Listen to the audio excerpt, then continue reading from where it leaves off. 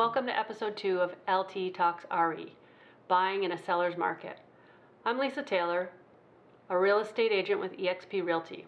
I help Kingston and Area buyers, sellers, and investors find their dream homes, sell their properties, purchase cash flow properties, and realize their waterfront dreams. Last week, I talked about the real estate market in Kingston, Napanee, South Frontenac, and the surrounding areas being on fire, as it is all across Canada. While this is awesome for sellers, it can present quite a challenge for buyers. So I have a few suggestions that may help if you're looking to purchase a property this year. First of all, strap in. In all likelihood, you're in for a bit of an emotional roller coaster ride. If you successfully get the very first house you fall in love with, then the stars were aligned for you. Unfortunately, this is not generally the case, and it may take many disappointments and offers that are not accepted, and the emotional crashes that come from that, for you to finally secure a property. Be prepared for the highs and lows and to get really good at dusting yourself off and getting back on the horse. Patience and resilience are key. Second, if you want to purchase this year, start sooner rather than later. When I say start, I mean write down all of your must-haves, would-be nices, and deal breakers. And then, and this one is very important, find out what you can afford. Get yourself pre-approved. Know your limits. In this very fast-paced market, in all likelihood, you're not going to have the time to get in touch with a lender, send them all the required documents, and have them tell you what you can borrow before you need to make an offer. Keep in mind that in our market, the average list price to sale price ratio at the end of last year was above 1. This means that the average house sold above list price. And this too needs to be taken into consideration when looking. Properties sold last year for $25,000, $50,000, even $100,000 over list price. Once you know what you can offer, you can start your search, and this is where a real estate agent is essential. A realtor can help you navigate this market. They will send you properties that fit your criteria as soon as they hit the market and show you properties quickly.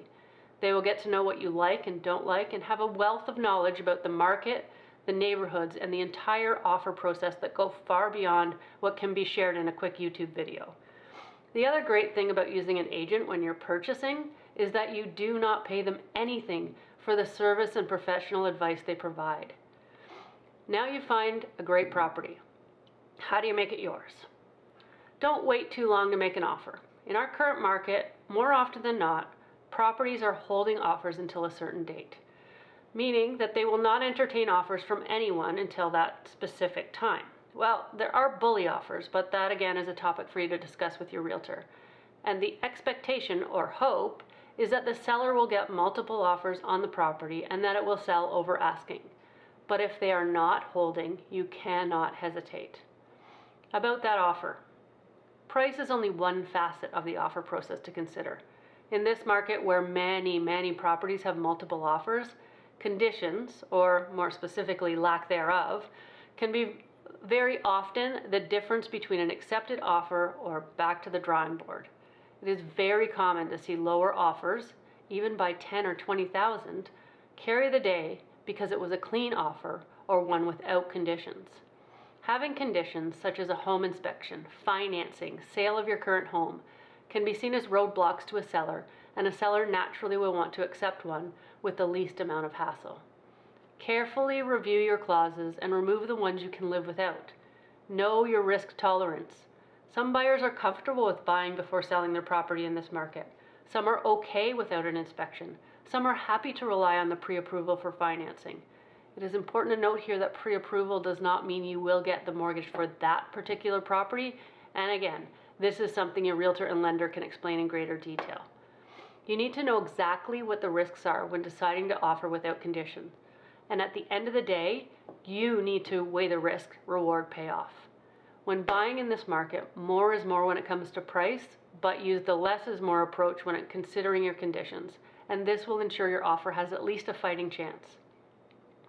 When there are multiple offers on the same property, you may find yourself in a good old-fashioned bidding war. To be the last person standing, you need to draw on as many resources as you can.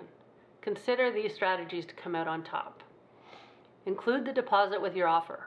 Bring a certified check for the deposit, and this shows the seller that you really mean business. In the Kingston and Area market, deposits have traditionally been relatively low in comparison to markets like Toronto. However, a healthy deposit presented with the offer can help. It certainly can't hurt. Take an active part in any negotiations. Sometimes, even with multiple offers where you should put your best offer forward, and that's the recommendation, right off the hop, there may be opportunity to negotiate. Often not, but often enough. Be accessible and available at the time of the offer. Clear your schedule. Your agent may need to speak with you quickly and for you to make an immediate decision. The seller may love your offer, but may want you to remove a condition or up the offer price. Being available during potential negotiations is essential. Be flexible on close dates. You want to match the close date preferred by the seller if at all possible. Letting the seller choose their own close date can make your offer look more appealing than the others. Have your agent find out what that is and match it. Write a letter. While it may seem like a soft approach in this cutthroat market, attaching a personalized letter to your offer can make a difference. It can differentiate you from all the other offers. In all likelihood, the seller has an emotional attachment to the home. They raise their kids there, or their grandkids' height chart is on the wall in the kitchen. A personal letter can make a sincere connection to the sellers by letting them know how much you love the home and that you'll take good care of it. You may need to be flexible and open. You may need to consider things you may not have before, such as new construction, something that is not quite move-in ready, or something that maybe has fewer bathrooms than you hoped. Very narrow search criteria makes successfully purchasing that much more difficult. To sum up, be prepared, be patient, be positive, and be resilient. Don't give up, and you will secure your next home. While it is a significant challenge and an exercise in frustration to buy under current market conditions, it is not impossible. Buyers are successful every day, and you will be too. See you next week when I talk about what home improvements offer the most return on investment.